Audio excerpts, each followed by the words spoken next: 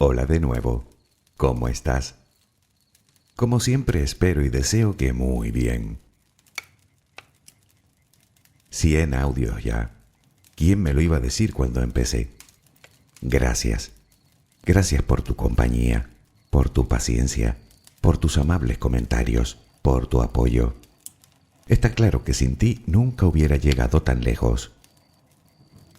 Sé que no todos los trabajos han estado igual de acertados.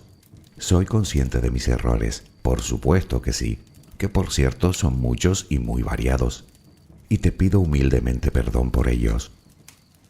Si merezco castigo o no por eso, no te preocupes, ya me mortifico yo. ¿O qué te pensabas? ¿Que soy de otro planeta? No, soy un ser humano, ni más listo ni más tonto que nadie, con mis cosas buenas y mis cosas malas, con mis momentos buenos y mis momentos malos. Vamos, igualito que tú. Será por eso por lo que te comprendo tanto. En fin, no podía pasar por alto la ocasión de darte las gracias de todo corazón. Comenzamos.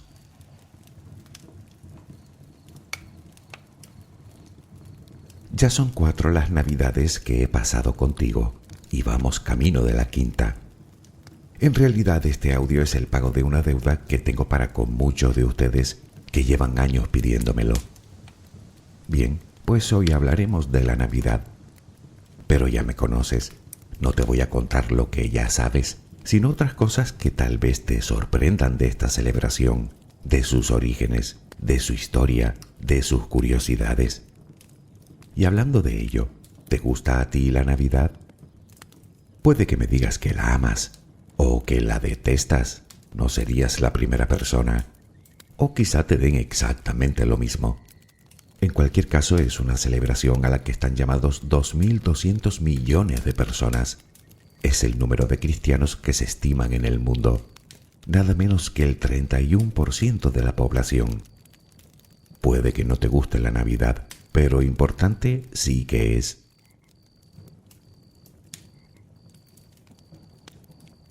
Navidad es una palabra que deriva del vocablo latino nativitas, que significa nacimiento. Y como bien sabes, eso es lo que celebramos, el nacimiento de Jesús de Nazaret. Decoramos con guirnaldas, intercambiamos regalos, organizamos encuentros con familiares y amigos, ponemos el árbol de Navidad, o el nacimiento, o ambas cosas. Y por supuesto, según en el lugar en el que nos encontremos, esperamos la llegada de Santa Claus, que llega en su trineo tirado por renos voladores, o la de los Reyes Magos, que vienen desde Oriente a lomos de sus camellos. Pero, ¿de dónde sale todo este tinglado? ¿Hablamos solo de tradición cristiana? Me parece que no. Y la pregunta del millón, ya que celebramos su nacimiento, ¿cuándo y dónde nació Jesús? Si me acompañas un rato, hablaremos de todo esto. Relajemos primero cuerpo y mente.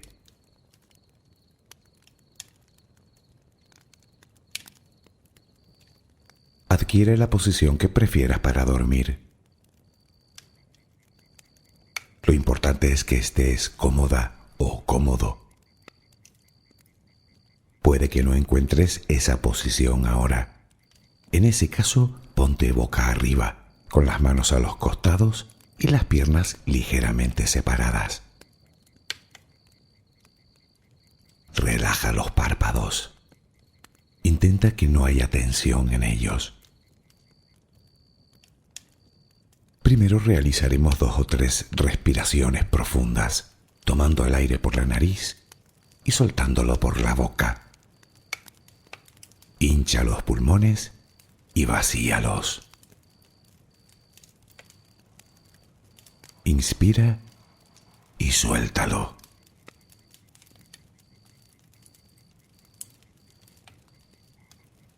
Ahora haremos una inspiración por la nariz. Mantendremos el aire un par de segundos, durante los cuales mostraremos gratitud por lo que somos, por lo que tenemos, por lo que el universo nos ha dado y por lo que nos ha de dar. Luego suelta el aire también por la nariz. Repítelo 2 o 3 veces más. Cada vez que exhalas, notas cómo te vas vaciando de todo lo malo y negativo de tu vida y tu cuerpo se va relajando más y más. Inspira, retén el aire y suéltalo. Deja que salga todo lo que te contamina. Inspira y suéltalo. Sigue respirando tranquila y acompasadamente.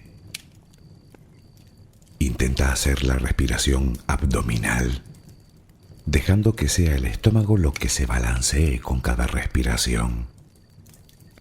Inspira y suelta, sin forzarlo. Inspira y suelta.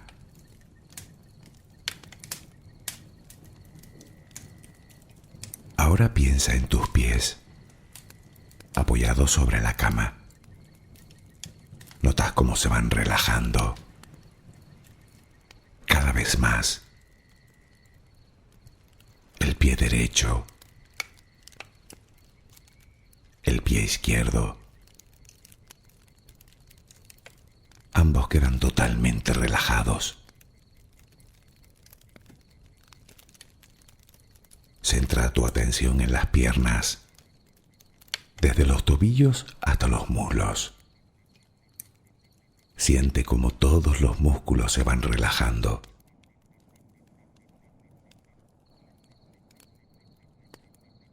La pierna derecha queda completamente relajada. La pierna izquierda se relaja también. Notas cómo tus extremidades inferiores han quedado completamente relajadas.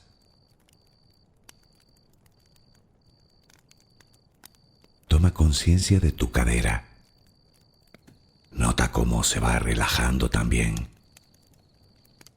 Se relajan los glúteos. Notas el peso de toda la zona. De hecho, piensa ahora en tu abdomen y en cómo los músculos de esa zona se van relajando también. Nota el alivio con cada exhalación.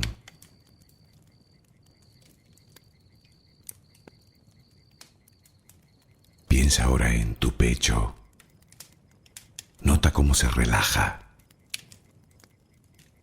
Lentamente, cada vez más.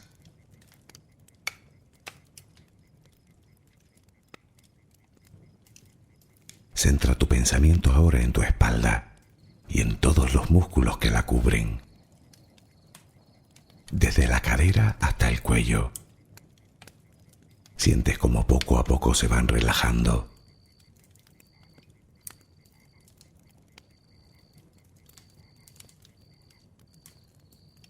Percibes como los hombros también se relajan.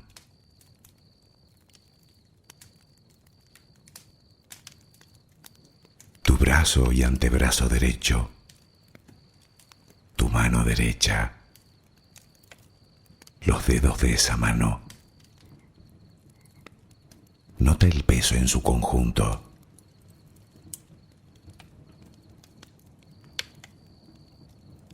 Tu brazo y antebrazo izquierdo, tu mano izquierda,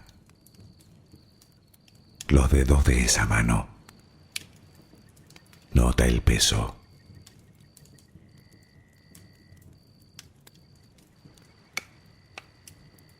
Dirige ahora tu atención al cuello.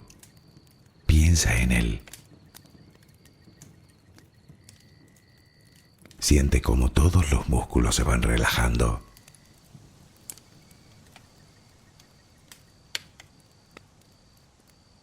Tu mandíbula, tus mejillas, tus párpados, tu frente. Se van relajando más y más todas todas las partes de tu cara y tu cabeza.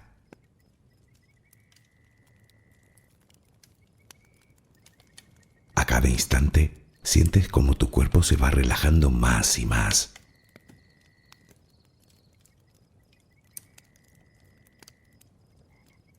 Ahora vuelve a tu respiración. Respiras de forma relajada. Notas el vaivén del estómago. Cada vez que exhalas, te notas más relajada o relajado.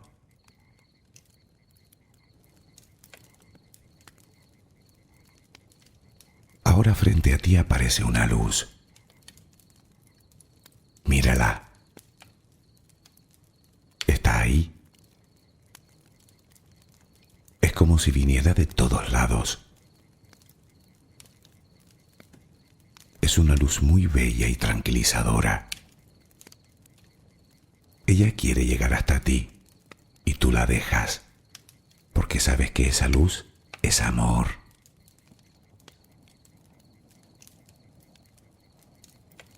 Notas cómo impregna cada parte de ti. Notas cómo atraviesa tu piel y comienza a llenarte por dentro. Sientes cómo te va llenando de paz, cómo te va llenando de tranquilidad, cómo te va llenando de amor.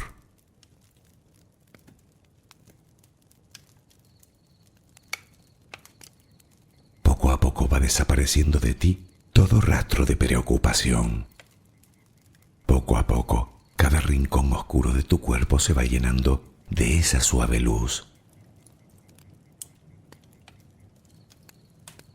Sientes cómo te va purificando por dentro y por fuera.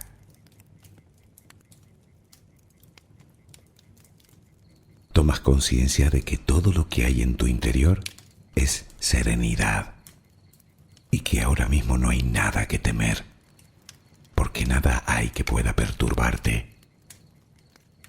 Dales el poder de esa luz. La energía más poderosa del universo entra y sale de ti, te inunda, te protege, te enriquece, te purifica. Intenta permanecer en esa sensación de paz, en ese baño de luz. Solo respira serenamente.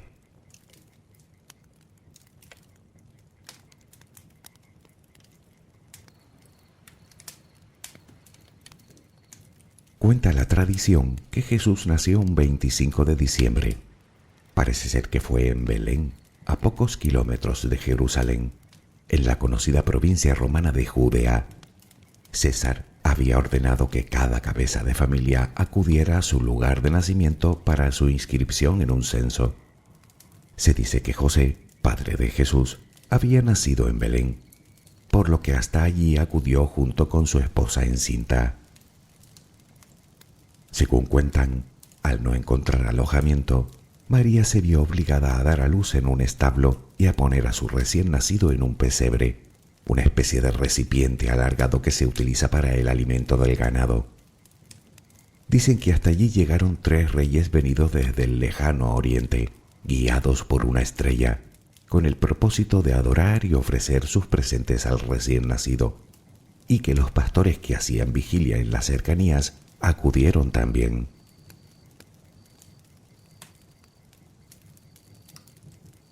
Este es el relato que más o menos conocemos todos, el que cuentan los evangelios. Pero, ¿sucedió así históricamente? Bueno, es difícil de saber. Muchos historiadores y arqueólogos se han interesado por el tema y parece ser que existen algunas contradicciones comparando otros hechos y documentos históricos. Y es que en realidad muchos aspectos de la narración no están claros. Para empezar, es verdad que tanto Mateo como Lucas afirman expresamente que Jesús nació en Belén. Sin embargo, Marcos y Juan lo llaman Jesús de Nazaret. En aquel tiempo era costumbre poner detrás del nombre el lugar de nacimiento, y de hecho Mateo y Lucas también lo llaman así posteriormente. Quiero decir que de haber nacido en Belén, le hubieran llamado Jesús de Belén, pero no. Lo cierto es que Belén era una ciudad de cierta importancia, considerada la ciudad de origen de David, mientras que Nazaret era una aldea de Galilea minúscula y con cierta mala fama. Tan pequeña y relevante era que no aparece en ningún escrito de la época. Sin embargo, toda la familia de Jesús era de ahí. Según creen los historiadores, Mateo y Lucas pudieron haber decidido que Belén era un lugar más propio para el nacimiento del Mesías, sobre todo porque la profecía así lo anunciaba. Con otras palabras, sus relatos parecen expresar más una idea religiosa que una evidencia histórica. Pero, ¿y qué hay del censo? ¿Por qué una mujer a punto de dar a luz se ausenta de su casa y sus comodidades? Bueno, esto tampoco está claro. Puede ser que sí hubiera censo. Roma solía respetar los modos y maneras de cada lugar, y puede ser que José tuviera que ir a su lugar de nacimiento para dicho censo junto con su esposa. El problema es que las fechas no coinciden con los distintos censos ordenados. Y una de dos, o el relato no es cierto, o Jesús no nació cuando dicen que lo hizo. Sea como fuere, María tuvo que dar a luz en un lugar que no era su casa. Pero, ¿era un establo? Bueno, en realidad no. De hecho, el relato bíblico no hace referencia a tal cosa, sino a una casa. Más parece que José acudiera a la casa de un pariente que bien podría tener los aposentos llenos por la presencia de otros familiares. Pero hay que tener en cuenta que las viviendas de aquella época y de aquel lugar solían poseer dos niveles. En la planta alta se encontraban los dormitorios, por así decirlo, y en la planta baja la zona de servicios como la lumbre. Pero durante la noche también era ahí donde se guarecían a los animales domésticos para protegerlos del frío y de los posibles ladrones. Pudo ser en ese lugar de la casa donde naciera Jesús. No obstante, tampoco hablaríamos de un lugar descuidado. Más bien pudiera haberse tratado de una estancia absolutamente digna, con muebles y con las comodidades propias de un hogar de la época. En esas circunstancias, sí es posible que un pesebre hubiera servido de cuna improvisada.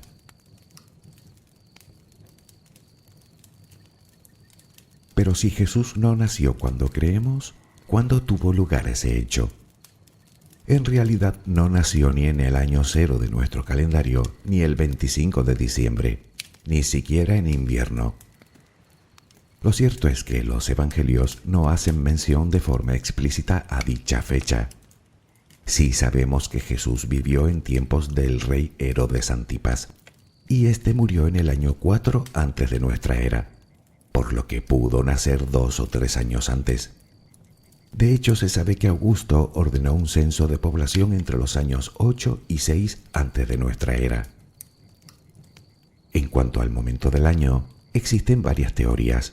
Unas localizan el momento entre septiembre y octubre y otras en primavera. Recuerda que los pastores hacían vigilia con sus rebaños, y eso no sucedía precisamente en invierno, por las bajas temperaturas nocturnas.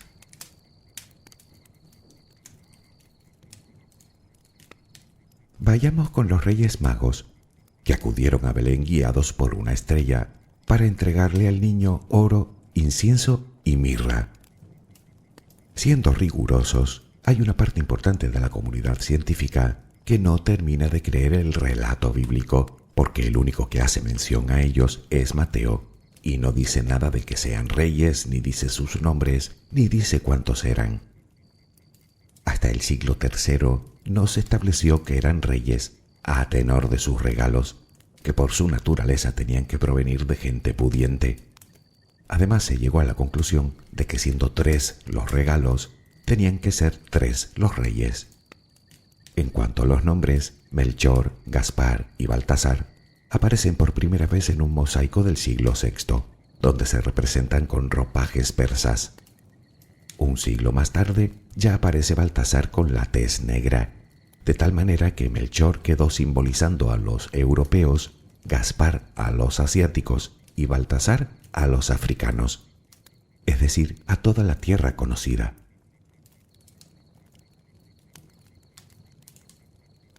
Analizando el relato, resulta que cuando acudieron a Herodes a consultarle por el nacimiento del niño, el rey ordenó eliminar a todos los niños menores de 2 años, o al menos así lo cuenta la leyenda. Si éste obró siguiendo la información suministrada por los hombres de Oriente, es obvio que Jesús en aquel momento no era un recién nacido, sino que debía tener entonces al menos 1 año. En cualquier caso, los Reyes Magos parece que no eran ni reyes ni magos, sino astrólogos, sabios según algunas traducciones, tal vez lo que hoy llamaríamos hombres de ciencia. En cuanto a la estrella a la que siguieron, hay varias versiones, desde una supernova hasta un raro alineamiento planetario. Si te lo preguntas, la estrella con forma de cometa que solemos poner en el árbol de Navidad apareció por primera vez sobre el año 1305 en un fresco de Giotto, en el que el artista florentino representa la adoración de los Reyes Magos. Parece ser que el cometa Halley había pasado 2 años antes, por lo que Giotto pudo inspirarse en él y pintarlo más tarde en esta obra.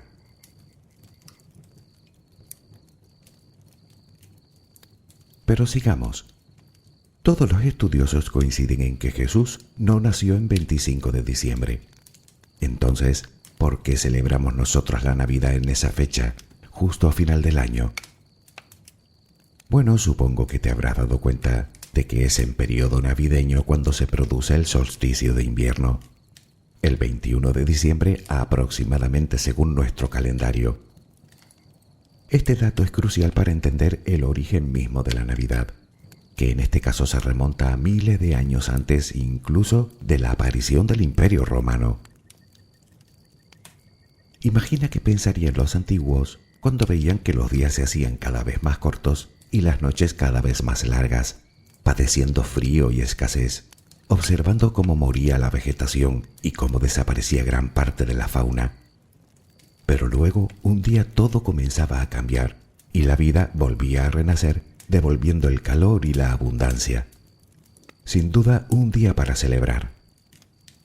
Sin entender ni por asomo la dinámica que produce ese fenómeno, para esas culturas lo lógico era pensar que algún dios tendría que estar de por medio.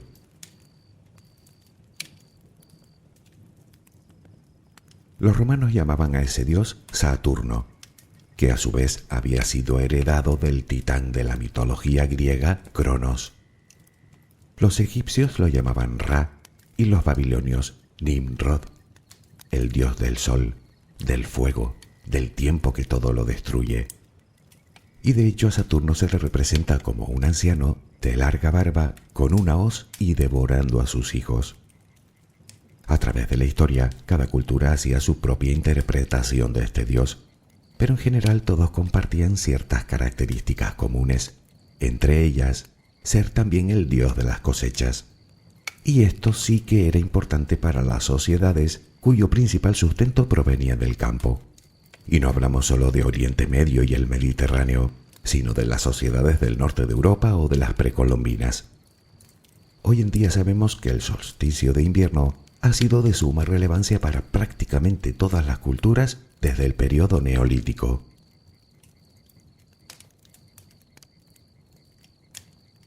Pero volvamos a Roma. Ellos también celebraban una fiesta cada año en honor al dios Saturno, las llamadas fiestas saturnales. Duraban en torno a una semana aproximadamente, entre el 17 y el 23 de diciembre. Eran días de verdadera celebración. Las tareas agrícolas habían terminado, así que todo el mundo estaba de fiesta.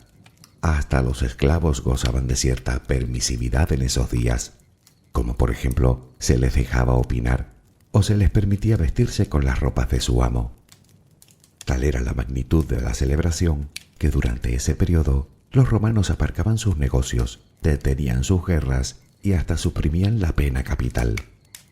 Se hacían grandes banquetes, los parientes se visitaban y se hacían entrega de regalos, en una exaltación de la amistad y la familia.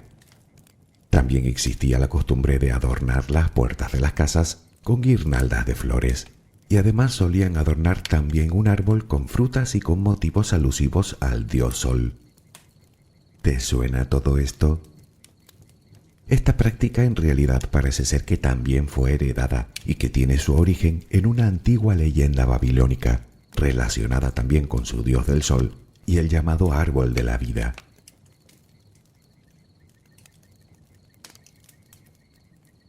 Naturalmente se trataba de una fiesta pagana, no religiosa, por lo que los romanos solían entregarse, digamos, al desenfreno y a los excesos.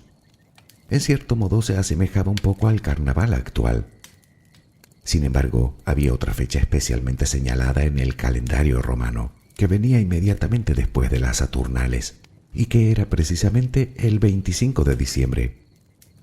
Resulta que según su cómputo del tiempo, para los romanos, el solsticio de invierno era ese día, el 25, por lo que celebraban la llamada fiesta Natalis Solis Invicti, nacimiento del sol invicto. ¡Qué casualidad! En nuestro calendario actual, llamado calendario gregoriano, el solsticio cae aproximadamente el día 21.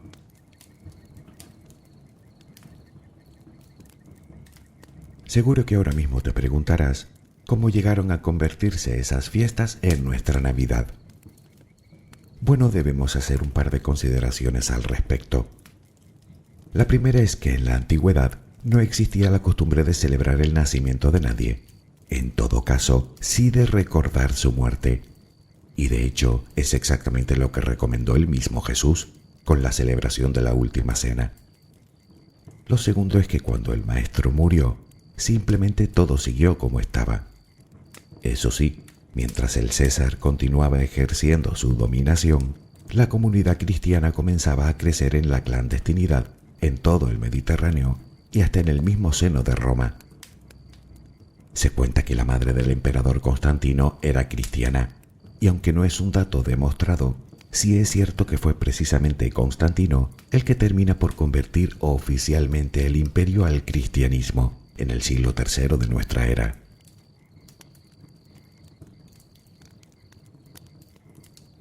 Poco a poco y en su afán de integración, el imperio fue sustituyendo algunas fiestas paganas de gran trascendencia por fiestas cristianas.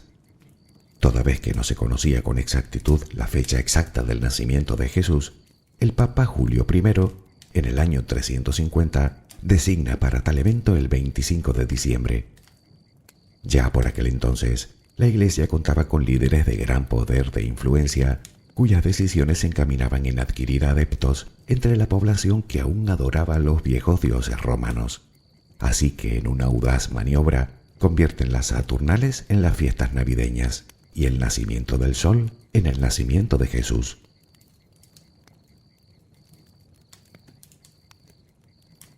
En cuanto al origen de la Navidad, esto es lo que se sabe más o menos.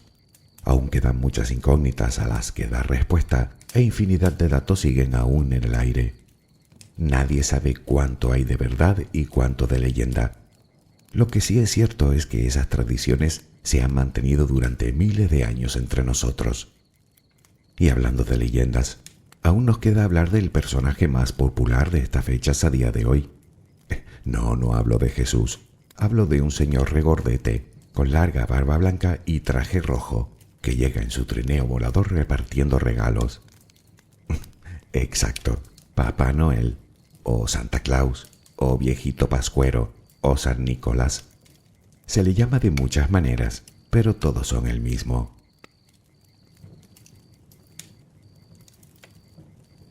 Cuenta la historia que en el siglo III vivió un obispo cristiano llamado Nicolás de Bari, o Nicolás de Mira.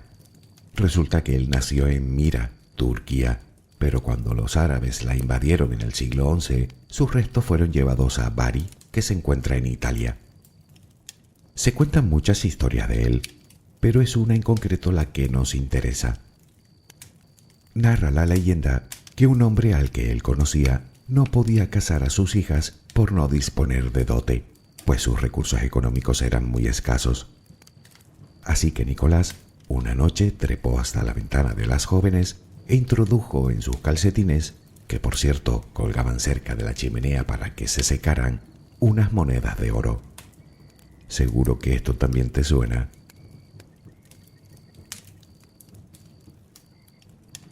Lo cierto es que San Nicolás de Bari se convirtió en uno de los santos más venerados durante la Edad Media. De hecho, ya en el siglo VI se construían templos en su honor y llegó a ser patrono de Turquía, Grecia y Rusia. Su fallecimiento se produjo exactamente un 6 de diciembre, y de hecho comenzó siendo ese día en el que se procedía al intercambio de regalos. Más tarde, y al estar próximo a la Navidad, se trasladó la fecha al día 25. Aún hoy existen países en los que se conserva dicha tradición del día 6 de diciembre. Como quiera que fuere, se cree que el origen de Santa Claus es incluso anterior a la era cristiana y que tiene que ver con el antiguo mito solar, puede incluso que con el antiguo dios babilónico Nimrod, y que de alguna manera la Iglesia lo sincretizó en la figura del obispo. Esto explicaría por qué algunas culturas no influenciadas por esta doctrina disponen de tradiciones un tanto similares. Alguien que reparte regalos en fechas próximas al solsticio de invierno.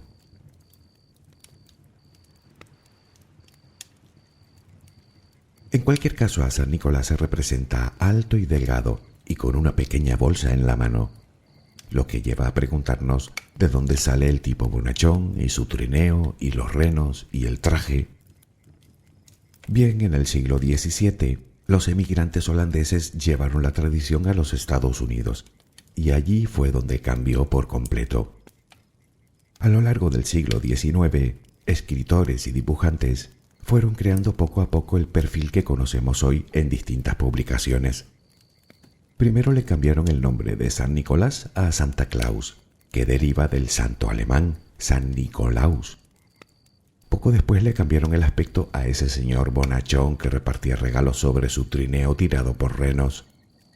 Posteriormente fueron los ropajes, y a finales del siglo XIX, un anuncio publicitario de una marca de frigoríficos creó la idea de que vivía en el Polo Norte, por lo que se consolidó la figura del trineo.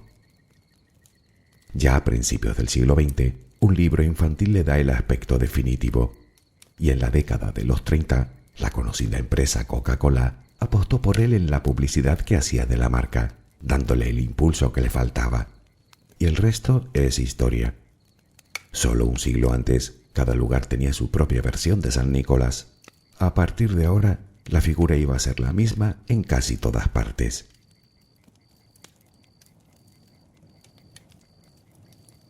Resumiendo, la Navidad tiene un origen claramente pagano y mucho más antiguo del que se cree. Tanto es así que hoy conservamos tradiciones que tienen nada menos que 5.000 años. Tradiciones, en algún caso, incluso rechazadas por los mismos evangelios, como es la conmemoración del nacimiento de alguien, que para colmo tampoco se corresponde con el día correcto. En realidad ni siquiera se sabe con certeza lo que pasó, ya que se mezcla historia, leyenda y mito. Sé que te quedan 1000 dudas en la cabeza, como a mí. Te adelanto que algunas podrás despejarlas investigando por tu cuenta. Otras, quién sabe, tal vez nunca lleguemos a contestarlas. Pero míranos, aquí seguimos, celebrándolo. Quizás siga sin gustarte la Navidad, pero si lo piensas detenidamente, verás que tienes diferentes alternativas para celebrar. Quiero decir que puede que no compartas la Navidad moderna, ni sus motivos, ni su locura consumista, y te entendería perfectamente. Pero nada te impide hacer lo que hacían los romanos, algo que llevamos haciendo por miles de años: celebrar el nacimiento del sol, celebrar el renacer de la esperanza, de la ilusión, de la vida misma. ¿Por qué no? A mí me parece que es un motivo bastante sobrado para brindar en compañía de los nuestros. ¿A ti no?